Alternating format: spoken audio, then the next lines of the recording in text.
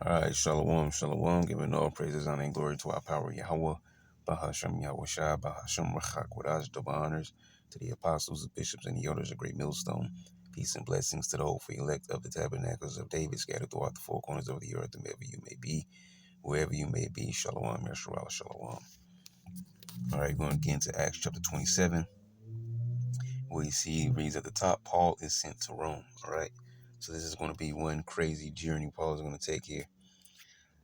All right, so, and we're reading this in the AMP because there's certain things as it reads in the AMP that I want to point out, that brings the whole account together better. All right, so let's get into it. So Acts 27:1 says, "Now when it was determined that we, including Luke," which is one of those things there, mentioning what I just said, because if you read the KJV or the NLT, it doesn't mention Luke, all right, but it mentions Luke, okay, here. And I'm not sure if that is actual, like reading this in the AMP is an actual valid source. Because if I'm correct, this will be the Luke of the one that, of the Matthew, Mark, Luke, and John. That Luke, because you have to understand, Luke wasn't one of the 12 apostles, all right, one of the disciples, the original disciples. He got firsthand account is how he wrote the chapters of the books of Luke.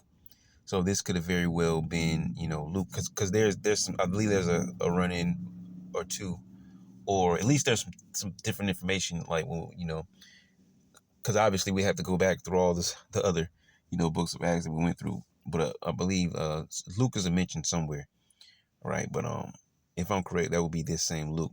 So I found it interesting that it says Luke in the AMP. But anyways, it says, would sail for Italy. They turned Paul and some other prisoners over to a centurion of the Augustan regiment named Julius. All right. And so this Augustan regiment would pretty much be, because in the KJV, it would say Augustus' band. All right. Now we talked about Augustus. It was a general term, really going back to Julius Augustus, who was the first Caesar of the 12, Caesar that reigned in succession, one of another. And those after him took on the name, the title Caesar as well as Augustus. All right. So this Augustus that we're talking about now is actually the Emperor Nero. Okay. And so he's called Augustus or Caesar. All right. Which both of those were just titles that were taken upon by him. Okay. So this Augustan regiment would have probably been, even personal guards to the emperor, maybe. Augustan cohort, Encyclopedia of the Bible, 10th part of a legion. See, a legion of the imperial army. Its origin may have been the Republican Third Legion. So that doesn't give you too much there. I mean, we could probably look deeper, but yeah. So yeah, it says Augustus's band. All right, the centurion of Augustus's band. We know a centurion is a man over 100 men. All right, so they would have been obviously a part of, the entire Roman army, obviously, but they also might have been personal, men, under, the Caesar himself. All right, because the Caesar, he doesn't just roll around by himself. He has guards that accompany him. Okay, not saying he has a whole army just marching around with him at all times, but I'm just saying that this could be, an individual who was a part of a personal, band of men, for Caesar himself, which were all who would have all been a part of the bigger Roman army, right? And it says they will sail for Italy. All right, so let's find Italy on the map if we can. Let's get our destination if we can find. Oh, wait, there's a map. I clicked too far, but it's okay. So you see, all right, what they call the boot, right? So you see Italy, all right, Sicily, Croatia, Austria, Switzerland, all those areas around there. Italy, Rome, Italy, all right. So that's our destination. Okay. Matter of fact, let me go back over there. Let me see if I can get the other. Those waters look beautiful. Just trying to see what else I can find that's in the general area there.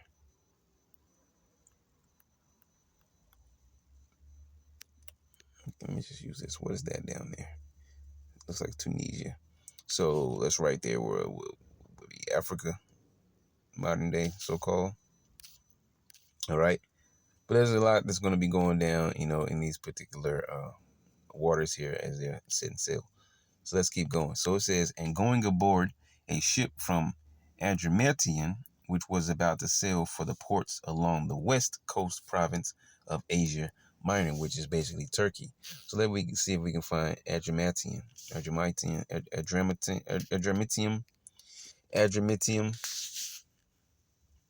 All right, so there you see Adramyttium. This will be Western Turkey. There's a lot of names there. I'm not sure if it'll come up clear. Okay. And I see it right there. See it, Adramyttium, right? So that's our starting point. So we got our destination. All right. Rome, Italy. Okay. Adriatic Sea, I believe that gets mentioned. Mediterranean, Aegean Sea. Right. Starting point, Adramyttium. All right. So there we go. So let's get sailing. Let's go on back. So it says, which was about to sail for the ports along the west coast province of Asia Minor, we put out to sea, and Aristarchus, a Macedonian from Thessalonica, accompanied us. Now, does this mean that this was a heathen? No. Okay.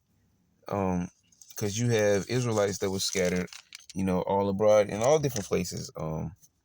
Acts chapter 2, okay, where it says men from here, here, there, and everywhere. All right.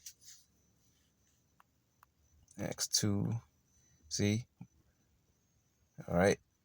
Among us there are Parthians, Medes, and Elamites, and people of Mesopotamia, Judea and Cappadocia, Pontus and Asia Minor, Phrygia and Pamphylia, Egypt and the district of Libya around Cyrene, and which is in northern Africa. All right. And the visitors of Rome, both Jews and proselytes, Gentile converts to Judaism. All right. Cretans and Arabs. Right. I believe Crete comes up later. All right. Cretans and Arabs, we all hear them speaking our native tongues about the mighty works of God. All right. And so these were all Israelites, you see, they had come from all over for one of our, 3 main days that we had to go back to Jerusalem. So that's they coming back for, one of those big ceremonies there. All right. So this was not, it says we put out to sea. Aristarchus, a Macedonian from Thessalonica, accompanied us. So this was probably an Israelite right here, not an actual Edomite. All right. Just because it says Macedonian, okay, you might get thrown off by that. As a matter of fact, let's see what the KJV says for Macedonian. Macedon, as we just saw that on the map, Macedon, all right? So it just says a Macedonian, okay? And that's why we read that Acts 2, okay? Israelites are scattered, everywhere, okay? So verse 3 says, the next day we landed at Sidon, and Julius, all right? We landed at Sidon, and Julius, treating Paul with thoughtful consideration, allowed him to go to his friends there and be cared for and refreshed, all right? So they're making a stop here, and it's going to mention these stops, right? Or not, as in, okay, so that, how do you think here? So we know that's on the coast of the Mediterranean, all right? Okay, here's one. Yeah, Sidon, right there. Sidon, Lebanon, modern day Lebanon, all right? So there you go. It says, from there we put out to sea and sailed to the leeward, or meaning sheltered side of Cyprus for protection from weather because the winds were against us. All right. So we know Cyprus was an island in the Mediterranean Sea. Okay. Which was one of the early places that he visited. Okay. So it says from Cyprus, right? So it says when we had sailed across the sea along the coast of Cilicia and Pamphylia, we landed at Myra in Lycia on the south coast of Asia Minor. Right, so let's see if we can find Myra. This is a straightforward chapter here. Just different things that are going on. Myra. Not Elmira or Myra Monkhouse. From the was it Family Matters? Yeah, she was better than Laura, but he wanted Laura anyways. Myra. Myra Monkhouse. Uh, trying to find a map. Trying to find a map. Okay, I think we might got one. Here we go.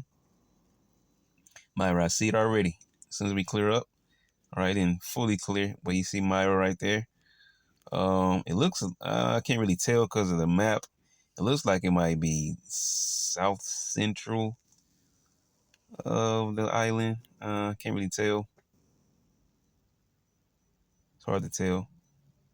I mean, south central of the island. I mean, shoot, can't get my words right because I'm looking for a better map here. Not the island of Turkey. I mean, because I was still thinking about Cyprus, and then my screen wants to act funny. So let's just blow it up right here. All right, there's Myra. All right, and there's Cyprus. All right, I was thinking about Cyprus. Well, there's Myra. Okay, so there you go.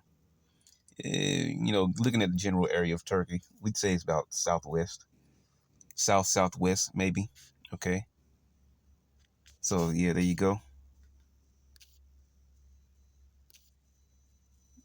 All right. So it says, when we had sailed across the sea along the coast of Cilicia and Pamphylia, we landed at Myra in Lycia on the south coast of Asia Minor. All right.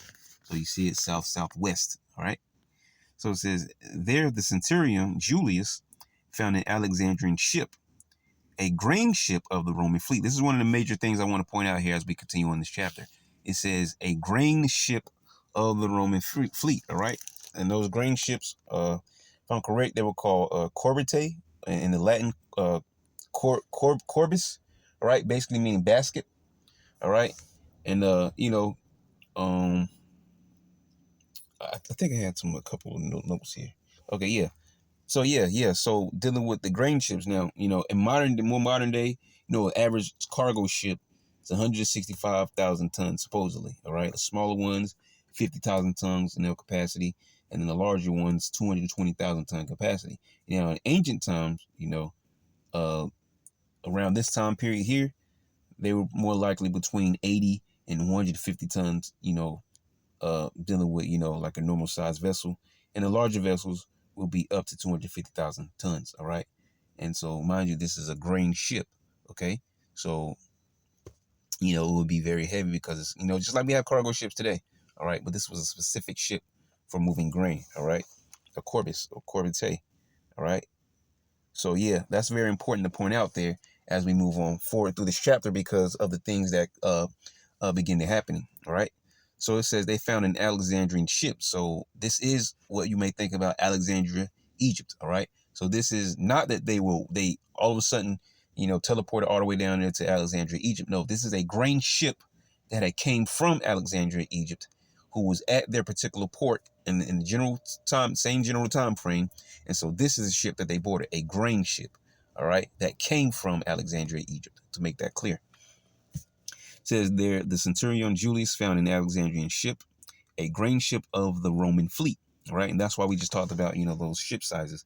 Back then, of the Roman fleet, all right, that ship, that grain ship, would have probably been from 80 to 150,000 tons or larger vessels up to 250,000 ton capacity. All right. So it says selling for Italy. All right. So obviously this is the reason why he chose that ship. Like, okay, so he's going to our destination. So let's get on this. All right. So it says, and he puts us aboard it.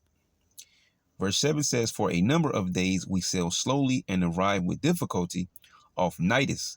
Then, because the wind did not allow us to go farther, we sail under the leeward or sheltered side of Crete, off Salmon, all right? And we just mentioned Crete, right? Crete's in Arabia and so on and so forth, right? So actually we can find Crete. We should be able to find Crete, right? So you see Crete right here. It's not the best map. No different. Is this one even going to clear up? Yeah, Crete. So you see where we are, Turkey, Crete right there. Not to be confused with the island Cyprus. All right, Crete, okay? And also just giving that general shape of the island, all right? Keep that in mind too. Okay, so you see what it looks like there. All right, Crete. All right. And there's another one. So you had Israelites here, Cretes and Arabians, so on and so forth. So you had Israelites that came from the island of Crete that lived on this island, who came for, I want to say that was the Passover, all right, or the Feast of Unleavened Bread, which is, same week anyways. What I was just talking about, one of those 3 times a year that we read from Acts chapter 2, where all those men were there gathered together, who were all Israelite men, by the way. So let's get back over here. So it says off Salom or Salmon, all right, says, and hugging the shore with difficulty, all right, because remember about the winds and things of that nature. It says the winds weren't on our side, all right? So hugging the shore with difficulty, we came to a place called Fair Havens near the city of Lasea on the south side of Crete, all right? So we might be able to find Fair Havens if we want to pinpoint their location as of right now, okay? And, I know some may find this boring, but yeah, maps are good, all right? So there you go, Fair Havens. So it's more so on the eastern end there, possibly, depending on how big it is. Let's see, here's one. So it's more so central, south central. There's Lasea right there, Fair Havens, definitely south central, okay? And so because of the winds, they were hugging this coastline as they travel, all right? Because the winds were, the winds of the sea are crazy, okay? So I actually like that map. It's a good map there. It's pretty decent. All right, so let's keep going. Let's be back up. So we mapped that location there, pinpoint accurate. All right, so verse 9 says, now much time had been lost, and navigation was dangerous, because even the time for the fast, Day of Atonement, was already over. So Paul began to strongly warn them. All right, so this was around the time of the Day of Atonement. All right, for us today, it will be in the latter part of the year. Okay, so now given back then, it would have been a little bit different. I was just saying that just to mention it. All right, but this gives you also, I mean, it's not very heavily necessary to know, but it gives us this. All right, so this is basically right after the Day of Atonement. So the Day of Atonement, and so basically, when Paul set off, when they, as they would jump and ship the ship, all right, this was the Day of Atonement. So Paul hadn't eaten anyways, all right, because, we afflict our bodies for that 24 hours, okay? So this is right after the Day of Atonement, and where things started to get pretty heavy here, actually during it, okay?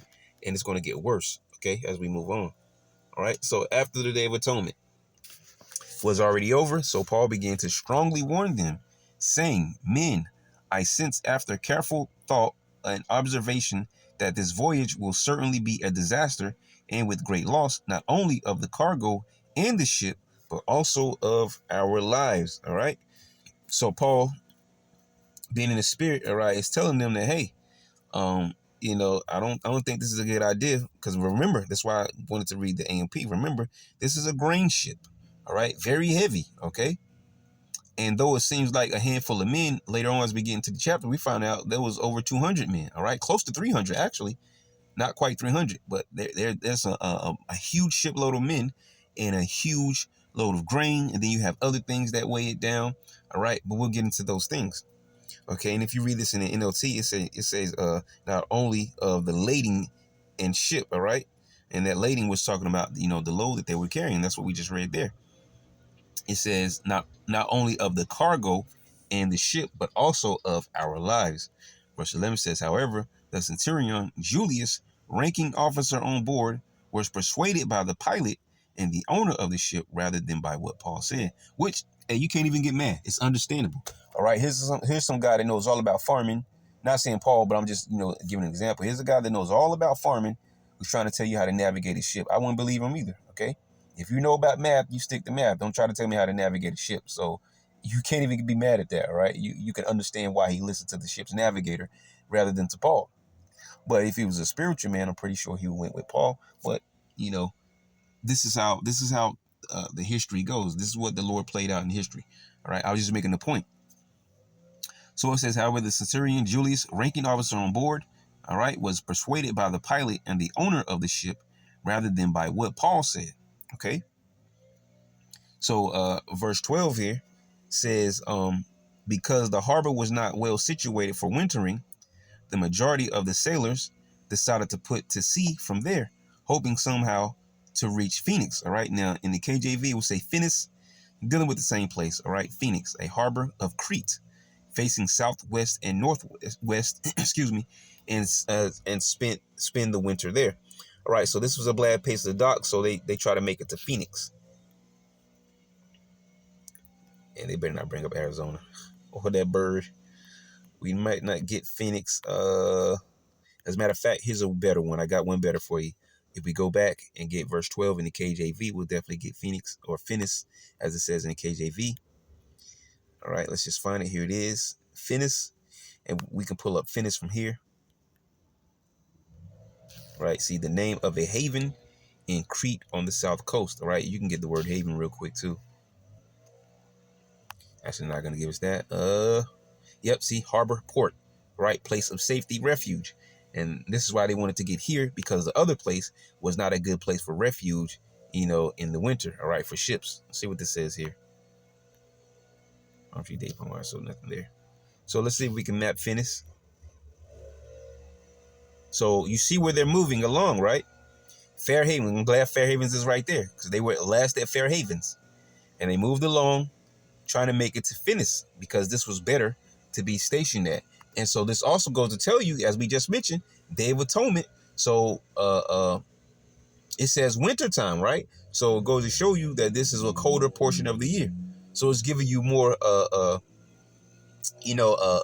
visualization of this account here, right? As we nitpick through these smaller things and smaller words that are said here. All right. So there's Finis, or Phoenix, as it says in the AMP. So it says facing southwest and northwest, and spend the winter there. All right. So it says a harbor of Crete. So it says, so when the south wind blew softly, thinking that they had obtained their goal, they weighed anchor and sailed along Crete, hugging the coast. All right. Verse 14 says, but soon afterward, a violent wind called Euraquilo, which is Latin. All right. A Latin word, Euraquilo. All right. In the KJV, you'll read the word Euroclydon. All right. But, Euroclydon, or as it says here, Euraquilo, right? Latin word for basically violent, a violent northeastern, wind, right? Coming from the Mediterranean. Okay. So it says, but soon afterward, a violent wind called Euraquilo, a northeaster, a tempestuous windstorm, like a typhoon. All right. We know a typhoon is a crazy, it's really similar to, as a matter of fact, let's just pull it up since we're going to pull it up anyways. All right. A tropical storm in the region of the Indian or Western Pacific Oceans. All right. Simple definition of typhoon: a giant rotating storm that brings wind, rain, and destruction. All right. So basically, it will be, if it was on the sea, this would be noted as a hurricane, because tornadoes don't form on the sea. Tornadoes don't go out to sea. All right. They're land funnels. We'll say land funnels. All right. And hurricane is a sea funnel. All right. And I'm talking about the shape there, because hurricanes are formed on the sea. They're also able to come on the land, but the further in on land they go, the weaker they get. Unless, of course, Esau got a hand in it. You know what I mean by that. All right. So tornadoes, they form on land, and they also dissipate from land. Okay. And they can also jump. They can pick up and jump to another, could be in the same city, or just a different area in the same city. All right. So tornadoes can do that. So this typhoon here, okay, and if it's on the sea, it basically be what? Noted as a hurricane. All right. For a term that we're more familiar with. So it says, a northeaster, a tempestuous windstorm like a typhoon, came rushing down from the island. And when the ship was caught in it and could not head against the wind to gain stability, we gave up, and letting her drift, were driven along. All right. So now it's almost, not almost, they're getting to the, almost the lost at sea. They're getting to a point where they're being lost at sea. All right. Because they're now getting carried away. There's no way to navigate the storm. It's too strong. All right. It's blowing the ship in whatever direction it will. So there's no navigating it. Right. So now they just have to go along with it. So they are potentially being lost at sea. Right.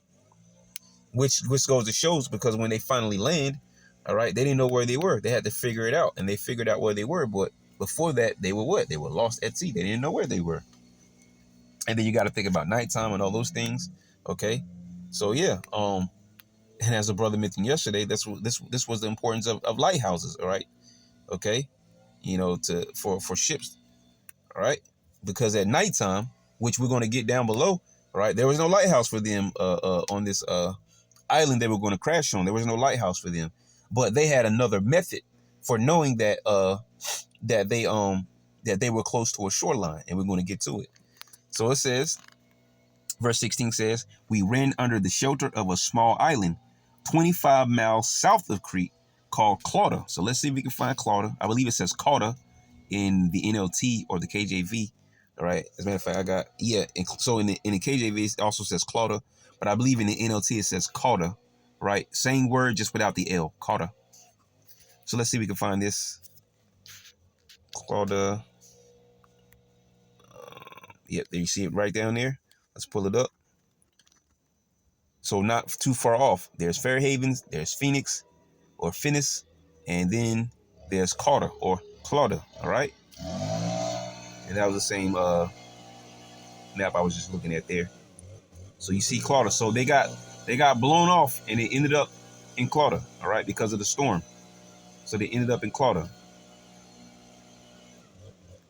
They're waiting for it to go back. It's not stuck. Okay, here we go. And you're bad with the noise. I don't know how loud it is, picking up on the microphone.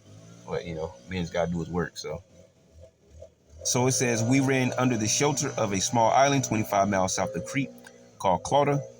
And with great difficulty, we were able to get the ship's skiff on the deck and secure it. And the skiff is talking about the lifeboat, all right? That's basically what they were talking about, okay? So it says, after hoisting the skiff on board, and you might see, sometimes in the movies, certain video games and stuff like that, they'll see, you have the lifeboat, and then they're able to hoist it up on the side of the larger vessel, and it'll just be hanging off the side of that larger vessel. So that's basically what they were trying to do. They were trying to pull it up, because obviously, because look at the storm. It's a typhoon out here. So it might have got snapped and cut loose, and they would lose it, and they have no lifeboat, or maybe they get flooded out and sink, or whatever the case may be. All right, you just lose the lifeboat. So it was so bad out there. All right, they even have to reel the lifeboat in. All right, so it says after hoisting the skiff on board, they use support lines for frapping it. All right, basically, to secure it, we can get the word frapping. All right, if you like. You see, bind something tightly. All right, frapping. All right.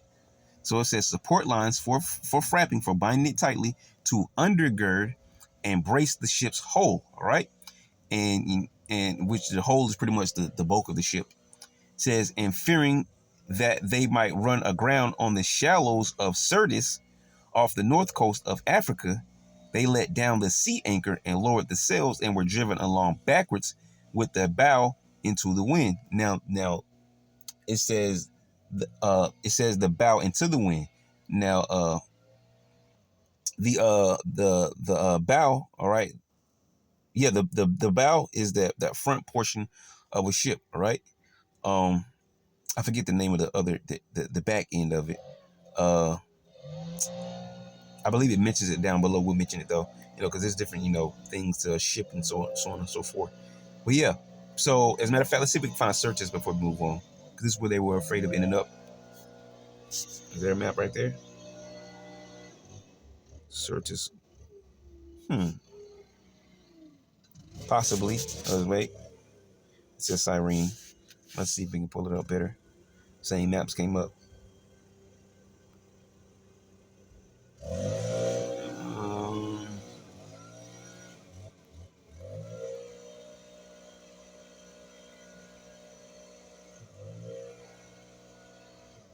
So Syrtis is showing the water for Syrtis. Go from Syrtis. All right, so you see it's right there north of Libya. All right. So I'm guessing the Syrtis here is not actually on the land, all right?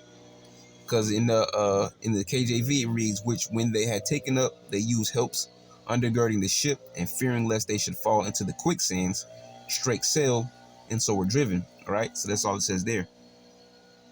But it says, fearing that they might run aground on the shallows of Syrtis. So basically, that body of water and then hitting the coast. All right.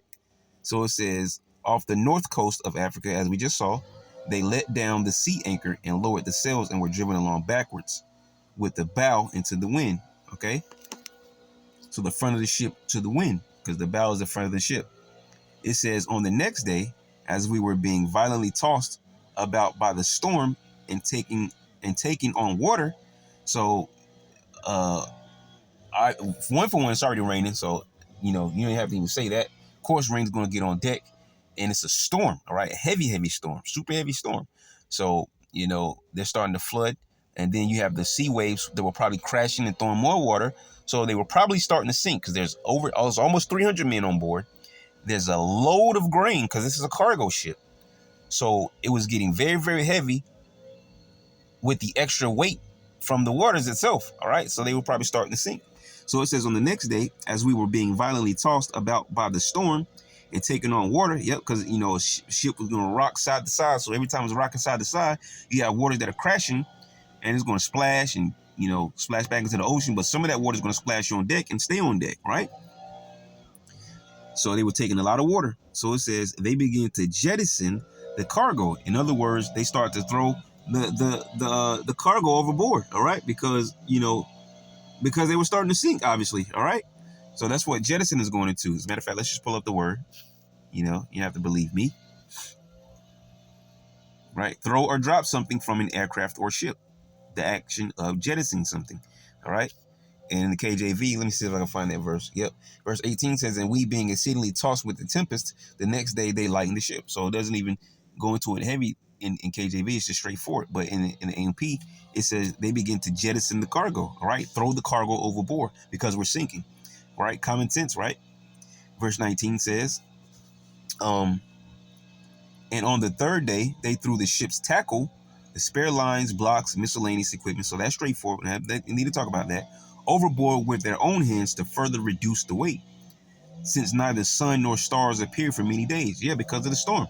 It's like now, all right? You got a super heavy season of storms coming, and these are back-to-back storms, right? So, of course, the sun is going to be blocked out because there's nothing but, gray, dark clouds in the sky. And so these storms were so heavy in this particular season here, as they were traveling on the sea, it was so heavy that even at nighttime, there was, still dark clouds out, all right, where they couldn't even see the stars, okay? And it goes on to say what? And no small storm kept raging about us, meaning every storm that hit was major. It wasn't no small storm that came in. Every single storm that came in, however they came back to back or momentarily or however the case may be, every one of these storms were heavy storms, right? So once again, playing into how they were starting to sink, man, and why the waves in the sea were so boisterous, right? So it says, and no small storm kept raging about us. From then on, all hope of our being saved was growing worse and worse and gradually abandoned. After they, I believe this, what is the word? The stern? I believe that's what I was looking for, the word, if I'm correct, the word the stern. The bow is that front part of the ship. And sometimes you even have, not every ship, but sometimes you see that little, would you say that needlepoint nose coming out the front of the ship? That's all part of the bow, all right? And the stern would be the back of the ship, all right? If I'm correct, that was the word I was looking for, the stern, all right? So it says, and then, the keel of the ship I think it's called keel. It would be that center line, all right? Because the whole is the bulk of the ship itself, the body, and then in the bottom, at the very center, like the spine, it would be like the spinal cord, on the bottom of the ship, that would be known as the keel. If I'm correct, that was the keel, okay? So you would see that from front to back. Anyways, after they had gone a long time without food because of seasickness and stress, Paul stood up before them and said, men, you should have followed my advice and should not have set sail from Crete and brought on this damage and loss. All right, yeah. You're seasick and you're having to waste out the cargo because we're sinking and so on and so forth. All right, so, but even now I urge you to keep your courage and be in good spirits, because there will be no loss of life among you, but only loss of the ship. For this very night, an angel of the Most High, to whom I belong, all right, basically talking about to Yahweh, all right, who I belong, all right, an angel from them, All right. For this very night, an angel of the power to whom I belong and whom I serve stood before me and said, Stop being afraid, Paul. You must stand before Caesar. And behold, the Most High has given you the lives of all those who are sailing with you. All right. So if Paul's going to be saved, these men are going to be saved. And the angel just said it. All right. And I want to get something here because that's very important as we read that. As a matter of fact, let me read in the KJV for you before we get it. Go back down to 23. Here it is. All right. Yep. 23 and 24.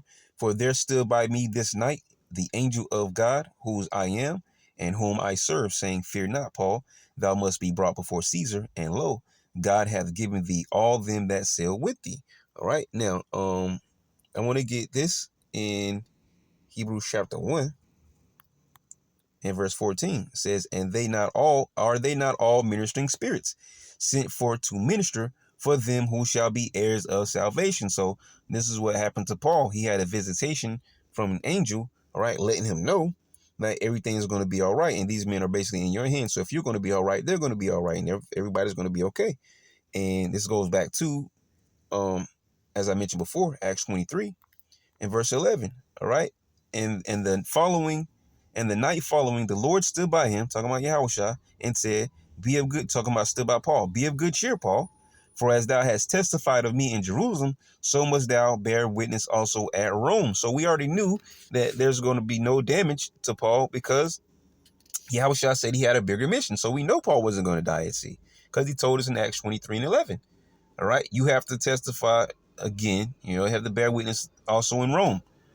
And this is their travel to Rome. So we know Paul wasn't going to die at sea, but he was reminded by an angel that you're going to be fine. And every one of these men traveling with you are also going to be fine. So, be not afraid, neither doubt. All right. So let's go back. It says, So keep up your courage, men, for I believe the Most High and have complete confidence in him that it will turn out exactly as I have been told. See? Verse 26 says, But we must run the ship aground on some island. All right, we gotta land at some point. All right, we gotta stop. We gotta dock out. All right. The 14th night had come, and we were drifting and being driven about in the Adriatic Sea. All right. When about midnight, the sailors began to suspect that they were approaching some land. All right, this is what we talked about before. But before we get there, let's get this Adriatic Sea so we can get the general area. Can we find a map? Oh, I see. What's the problem?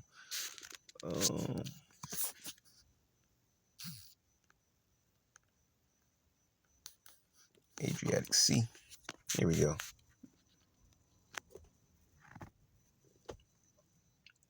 So it's pretty much, general right there.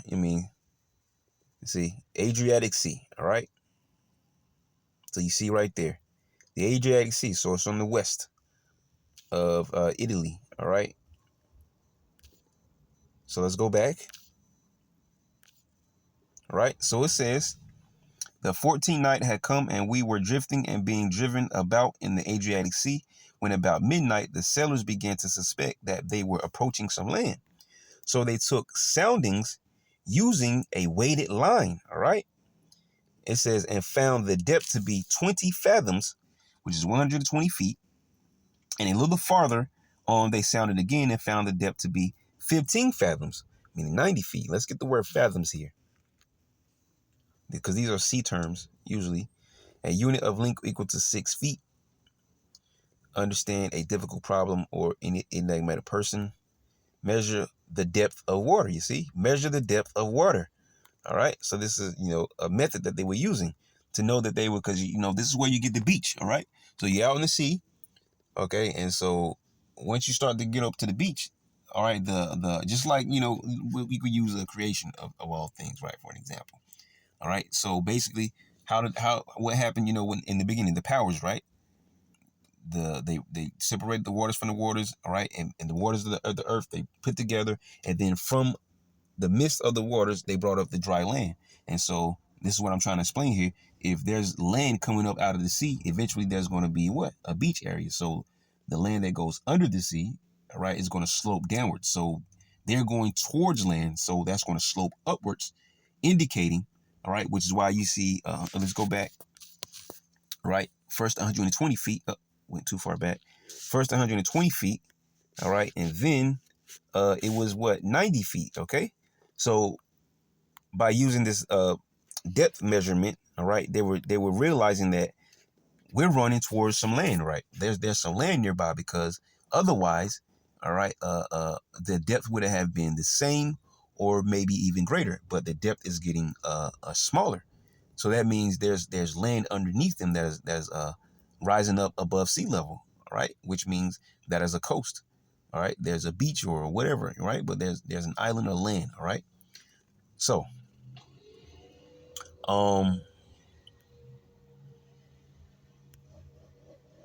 okay, I went too far back up. So, in verse, trying to find the verse I was at. Okay, yep. 25. So keep up your courage, men, for I believe the Most High and have complete confidence, which is his faith, right?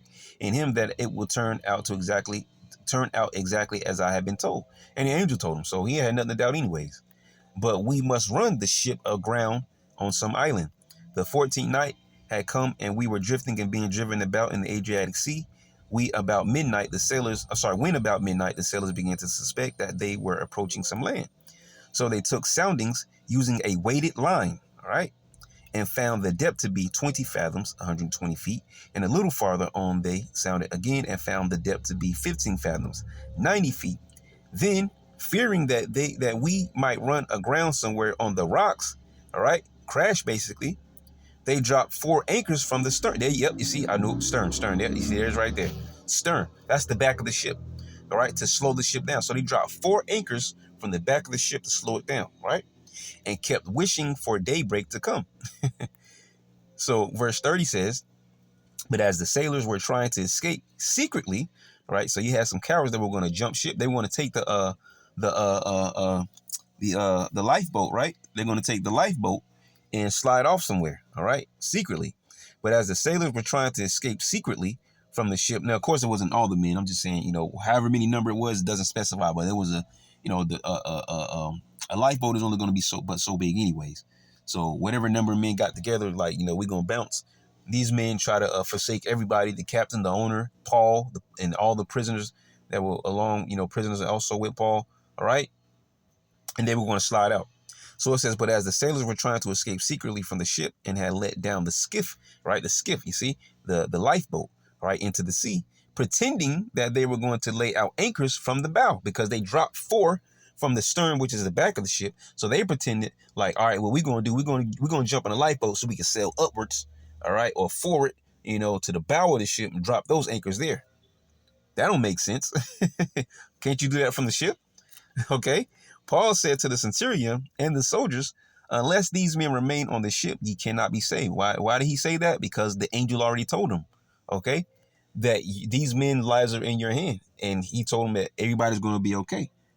But if they, all right, if they jump off the ship, they're upsetting. I guess you can call it prophecy, because that was a prophecy, because at the end of this chapter, it happened just like, was told, right, that everybody would be okay. So if they would have jumped off the ship and dipped out on everybody else, that would upset what was said, and who knows what would happen from there. So Paul urged them, like, hey, if these men leave out, the vision that I was told is going to be disrupted. Now, of course, he didn't say that to him, but he just said what was necessary to him, right? Paul said unto the centurion and the soldiers, unless these men remain on the ship, ye cannot be saved. Then the soldiers cut away the ropes that held the skiff and let it fall and drift away. All right. So those guys are like, oh, well, hold on now. Well, let's cut this thing. All right. Let's cut the lifeboat. So nobody's getting off. All right. We're all in this thing together. And that's very important, because when you're dealing with Psalms 91, as we often go into, he shall give his angels charge over thee to keep thee in all thy ways. I'm talking about, a more modern day example here.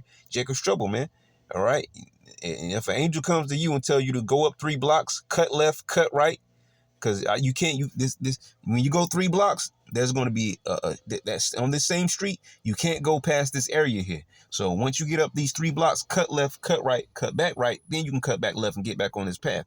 But if you go up, all right, 3 blocks and think to go through that street, or you go up 2 blocks and you cut left, all right, you've disobeyed what the angel told you, and so who knows what's going to happen to you? The Lord might jack you up, or He might put you out of there. All right, but if you're of the elect, you're going to make anyways. But being that case, if you are of the elect and that happens, the Lord is probably going to jack you up a little bit. All right, bust up your leg. Now you might ultimately you go because you're of the elect, so you're going to make it. But now it's making your journey harder because you were disobedient. You see, it might be written in your story to make it, but you were disobedient to what the angel told you. So now the Lord done jacked your legs up. So now you got to make it through the rest of the Jacob's trouble. You got to keep walking, keep journeying, keep on a pilgrimage with a busted up leg because you were disobedient to what the angel told you. All right. That's going to be very important to listen to what the angel tells you. You know, should one visit you, or if the spirit is driving you, like we always pull out John 3:8. All right, those that are driven by the spirit, if the spirit is guiding you there, go that way. All right. So it says, then the soldiers cut away the ropes that held the skiff and let it fall and drift away. Verse 33 says, verse 33 says, while they waited for the day to dawn, Paul encouraged them and told them to have some food, saying, this is the 14th day that you have been constantly on watch and going without food, having eaten nothing. Yeah, the storm was tearing them up. The ship sinking, tearing them up. They weren't eating. They were seasick. And, so, Paul was like, hey, you guys got to eat, man. All right. So I urge you to eat some food, for this is for your survival, for not a hair from the head of any of you will perish, which is beautiful because that was said, in was it Luke? I want to say it was Luke. I almost want to say Matthew or Luke, but I want to say it was Luke. Actually, no, I might be thinking of Revelation, where it says, as a matter of fact, let's see if I can do this. Let's just grab a little bit of it. Head of your head shall perish. Let's paste it up here. Should be able to pull it up. Okay, so. Okay, I see why. I want hair of your head. Of your head. Yep, Luke 21:18. But not of hair of your head will perish. All right. Going back to, more so dealing with us, now in Jacob's trouble, right? It says, for I will give you skillful words and wisdom, which none of your opponents will be able to resist or refute. But you will be betrayed and handed over even by parents and brothers and relatives and friends, and they will put some of you to death. Excuse me. And you will be continually hated by everyone because of your association with my name, Yahweh Shah, in the ministry. For the Yahweh Bashem Yahweh Shah, for what we believe in, right? But not a hair of your head will perish. All right. Be by your patient endurance empowered by the Holy Spirit. Ooh, that's fire. By your patient endurance empowered by the Holy Spirit, you will gain your soul. And you might think, but wait a minute, it just said that some might become martyrs, right? But those men are going to be risen to eternal life. Okay. So yeah, they may receive death by being a martyr, but hey, they're going to be risen to eternal life. So not one of their heads shall perish because they're going to be risen immortal. And those of us that remain, you're going to be changed to be immortal. And that's that 1 Thessalonians 4. But let's keep going because I don't want to get too far off because we're almost done with the chapter, right? Yep. So it says, so I urge you to eat some food, for this is for your survival, for not a hair from the head of any of you will perish. Having said this, he took bread and gave thanks to the Most High in front of them all, and he broke it and began to eat. Right? Because remember, this is after the Day of Atonement, so I'm pretty sure Paul was ready to eat too. Right now, we don't know how many days Paul went without eating, and they were clearly on a cargo ship. All right, a grain ship. All right, it says in the AMP. Not sure if it was actually a grain ship or not, but it was a cargo ship. So, there was food to eat. It probably wasn't meant for them to eat, but there was food to definitely eat. All right, but remember it said they were seasick and the storm and everything else going on. All right, so it'd be hard to sleep in a storm like that because you're always going to have to be on watch, on guard. You're going to have to, somebody's going to be laying orders or relaying orders. Excuse me. Right, to keep watch. Do this, do that, do this to that sail. That it's dangerous at sea, man. All right. But anyways, it says, having said this, he took bread and gave thanks to God the highest in front of them all, and he broke it and began to eat. Then all of them were encouraged and their spirits improved, and they also ate some food. All told, All told, there were 276 of us aboard the ship. You see, almost 300 men, 276 men. So when you read this up above, it doesn't seem like, it seems like there's just a handful of men and there's some crazy stuff going on at the sea. All right, and then you get down here below and realize this is a whole fleet of men, right? Or not fleet, because that would be like multiple ships or whatnot. But you get what I mean, though, right? This is a bigger, way bigger than a handful of men, all right, on a cargo ship. So this couldn't be a small ship either. It had to at least be medium size. Might be a larger one, might be medium size, who knows? But 300 men, almost 300 men, and a whole bunch of cargo. It had to be medium, possibly even a larger ship. All right. So it says, and it came from where? Alexandria, Egypt. All right. So it says, after they had eaten enough, they began to lighten the ship by throwing the wheat from Egypt. You see, a cargo ship carrying what? All right, wheat from where? Egypt, overboard into the sea. I actually could have just kept reading, but how was I supposed to know that was there next? After they had eaten enough, they began to lighten the ship by throwing the wheat from Egypt overboard into the sea. All right, and remember there was Alexandria, Egypt, right? So that's right on point. So it says, when day came, they did not recognize the land, but they noticed a bay with a beach, and they decided to run the ship ashore there if they could. So they cut the cables and severed the anchors and left them in the sea, while at the same time unlashing the ropes of the rudders. And after hoisting the foresail to the wind, they headed steadily for the beach. All right, so that they put out the foresail, so they give them that forward direction where they wanted to go.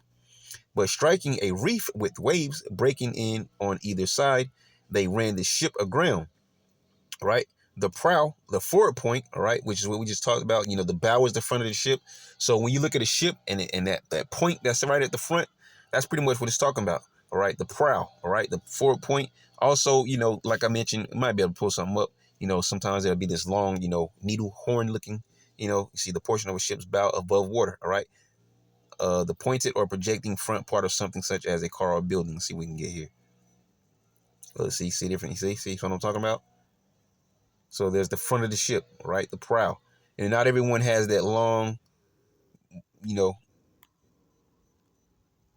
portion right here at the front. But you see the prows right there at the front of the ship, the crease right there. We just call it a crease, for lack of better words. I mean, you can't get more, specific than what I'm showing you right here. That middle line there, that's the prow of the ship, all right? So there you have it, all right? So the bow being the front of the ship, the stern being the back. Matter of fact, it's right there. Just mentioning right there. All right. The keel, I believe, would be that center spine that runs, all the way through the ship. The hull would be the body itself. All right. And then you have the other portions of a ship. All right. Here it is. Look, there's a picture right there. Anatomy of a ship. I don't know if it'll blow up though, and clear up. Probably not. Oh wait, it cleared up a little bit. So there's a lot of different things there, so on and so forth. Okay. So bam, you can look more into that yourself if you curious about these different terms here. So it says the prow, the forward point, stuck fast and remained immovable, while the stern began to break up under the violent force of the wave. So they obviously, between the crash, that crashing force and the waves, the ship started to break, all right, from the rear forward, all right. So it says the soldiers' plan was to kill the prisoners, right, so that none of them would dive overboard and swim to land and escape. And ain't that wicked, all right? You'd rather put them to death than to allow them to escape. Well, whatever, all right? But the centurion wanted to save Paul because, remember, he kind of grew fond of Paul, which is why he allowed him to, visit, deal with his friends when they docked out, one of those early ports. So it says, but the centurion, which I'm probably sure this was Julius, says, but the centurion wanted to save Paul, kept them from carrying out their plan. He commanded those who could swim to jump overboard first and get to the shore. All right. So all the men, doesn't matter if you're prisoner or not, if you can swim, all right, you need to go and swim so you can get on shore.